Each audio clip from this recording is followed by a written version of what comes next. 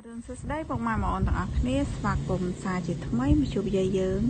នៅព្រឹកនេះដែរយាយយើងមានតម្រុយថ្មីសម្រាប់ពុកម៉ែបងប្អូនទស្សនានឹងមើលកំសាន្តលេងសម្រាប់ថ្ងៃទី23ខែ5 2026តម្រុយរបស់យាយគឺមានប៉ុណ្ណឹងហើយយាយក៏មានសុបិននិយាយជូនពុកម៉ែបងប្អូនស្ដាប់កំសាន្តនេះគ្នា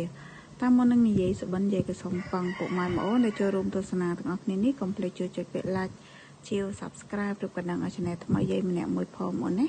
ដើម្បីទទួលបានវីដេអូក្រោយៗតែចង់ពុកម៉ែបងប្អូនចូលមកស្ដាប់សុបិនយាយយមិញនេះយាយសុបិនឃើញថាមនុស្សប្រុស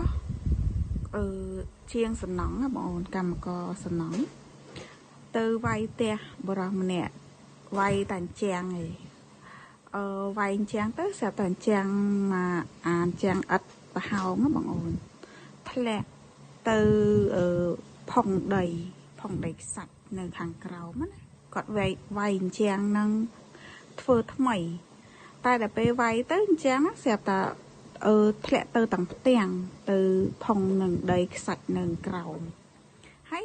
ស្រាប់តែយាយហ្នឹងនៅឈរមើលគេស្រាប់តែឃើញកូនក្មេងជិះកូនកង់មួយយាយ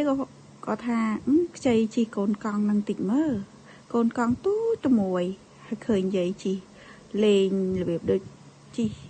ខ្ចីកូនក្មេងជិះធ្វើលេងចឹងណាឃើញយាយជិះកូនកង់ហ្នឹងទៅចាហើយមនុស្សប្រុសនៅឈរលើផ្ទះមានបថៅមានអីវាយអញ្ចាំងហ្នឹងធ្លាក់